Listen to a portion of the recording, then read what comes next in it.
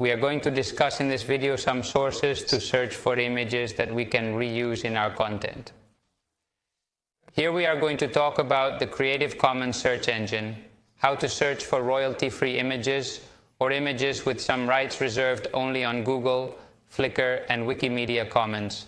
For this, we are going to go to a browser that we will have around here. Here you have search.creativecommons.org. We can search in different sites directly from here. We can put here what that we want to look for, and we have open clip art, this music. Here we have images of Google Images. In Google, the Spin Express no longer works. Pixabay, that is one that we will comment apart, that is very well. Video in YouTube. Here you have the Creative Commons search engine. I usually search directly in the source. For example, we can search directly in Google. If you do www.google or elpasteur.com and put, for example, airplane, and you will get here search tools, and you will have here all the results. Sorry, we have to go first to images that I had forgotten. And already in images that we have a lot of very cool images. Well, here in search tools we will have rights of use and without filtering by license. This is tagged for reuse with modifications. This is the Creative Commons by Solo. Tagged for reuse is Creative Commons by ND.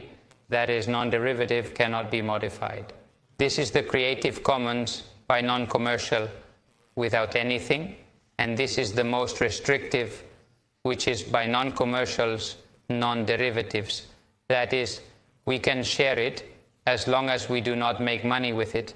We do not make derivative and cite the source. But, well, if you notice, the less restrictive the license is, the less images we will get. Most of the images here usually come from Wikimedia Commons that we will now see, and Pixabay, but, well, okay. It's a good place to, you see here Pixabay from Wikipedia, which in the end is in Wikimedia Commons. Then another direct source that can also appear in the Google searches is in Flickr. If we put flickr.com bar, search bar, advanced bar, or what is the same. If we go to Flickr from the beginning, and we give him here to look for anything, for example, airplane, and it already comes out, we give him here to the advanced one. The advanced gives us even more data. But here in any license, we don't even need the advanced. We can tell you everything about Creative Commons. If commercial use is allowed, if commercial use and modifications are allowed, which is the least restrictive, with no known copyright restrictions, or, for example, these are old photos, or those of US government activity, which may have free photos. Well, other than these two, let's see which ones we wanted to discuss here. We are left with Wikimedia Commons. So we go to Wikimedia Commons, we put here Wikimedia Commons.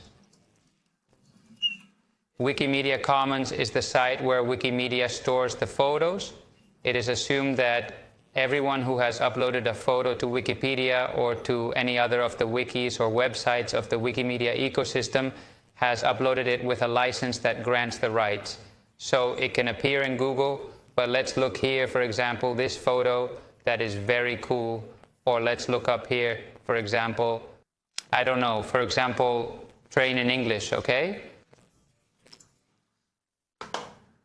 And here we have organized by British Railway and so on. 4 pictures that you can see, old ones. The most common thing is that we arrive in a search in Google, it takes us to Wikimedia Commons, and here's where you have the Creative Commons buy and share alike license. That is, you have to name the author and share it as we have put it. That is, we could not charge if we have taken it for free, okay? And here, well, if we go here, they give us more details. We go to the full page where it will tell us details of the attribution. Here, of how to do the attribution. Well, I made a mistake. This is not where I wanted. This is where it explains how. But if we go, for example, to use this file in email in a link, it will tell us, it will give us the link.